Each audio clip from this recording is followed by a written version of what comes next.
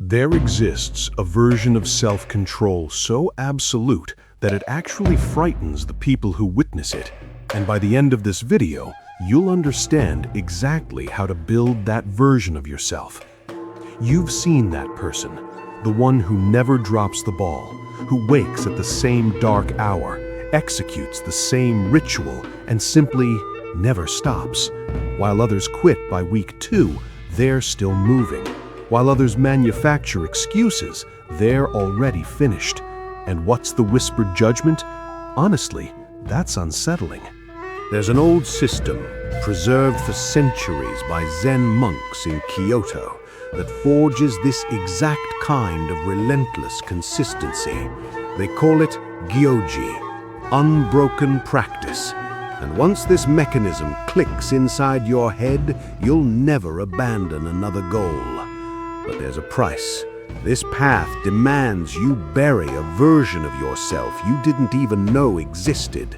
Before we go deeper, hit subscribe to Mind Fortress, drop a like, and tell me in the comments what's the one habit you failed to lock in. That signals you're serious. Let's move. Chapter 1. The Breaking Point. Consider a software engineer named Gabriel. Bright guy, solid career, but he had a haunting flaw. Nothing stuck past 2 weeks. Gym, dead by day 14. Morning pages, gone in 8 days. Learning guitar, 3 YouTube videos, then the instrument became furniture. The cycle was identical every time. Monday, burning motivation. Wednesday, the first quiet negotiation. Friday, surrender. Sunday, fresh promises for Monday morning. Gabriel tried everything. Streak counters, reward systems, workout partners. Nothing worked because he was battling an invisible enemy, the deep architecture of his own neural pathways. Then he stumbled on the question that changed everything. Why can a Zen monk meditate for decades without missing a single sunrise session? Spoiler, it's not willpower. It's something far stranger and more primal. Chapter 2. The Witness Effect. Inside Zen training halls, one rule appears deceptively simple, but detonates everything. Gyōji, practice without a single gap. Let that land. Since the 1200s at a Heiji temple, a bell sounds at 3:30 a.m. And since the 1200s, monks rise. Not at 3:28, not at 3:32, exactly then. Here's what never happens there. A monk lying on his mat thinking, should I get up today? That question doesn't exist. Why? Because they've understood a brutal truth about your brain. Your mind sorts every commitment into 2 bins, negotiable or non-negotiable. Negotiable commitments die by debate. Non-negotiable commitments simply happen. When a monk takes public vows before his entire community, he isn't hoping to meditate, he's declaring himself a meditator. Identity flips, debate ends. A neuroscientist at Stanford studying habit formation found something striking. When you make a behavior public, your ancient brain codes failure as a survival threat. That's exactly what Gabriel did. He stopped whispering promises to himself and started shouting them into the world. He wrote, I am someone who meditates 20 minutes every morning at 5 a.m. for 90 days straight. He signed it. He posted it online. He told his partner. His partner laughed, "You're being extra." His coworker smirked, "Dude, chill." Perfect. Every person who doubted him became fuel. On day 3, the alarm screamed at 5 a.m. Gabriel's mind began its ancient song. "You're wrecked. This is stupid. One skip won't hurt." But something had cracked open. The thought of posting "I failed on day 3" was unbearable. Public witness had made quitting more painful than continuing. But then the real war began. Chapter 3: Anchor the Hour. Even with social pressure, Gabriel still fought every single morning. His body didn't care about reputation. It wanted warm blankets. That's when he uncovered the monk's second weapon: non-negotiable time blocks. Every day, you burn mental fuel on the same dumb question: do this now, after breakfast, morning, or night? Gabriel chose 5 a.m., not because he loved sunrise poetry, because the world was offline. The time wasn't about optimization, it was about elimination. The first week was miserable. Gabriel's body fought like a trapped animal. By week 2, something shifted. He began waking 2 minutes before the alarm.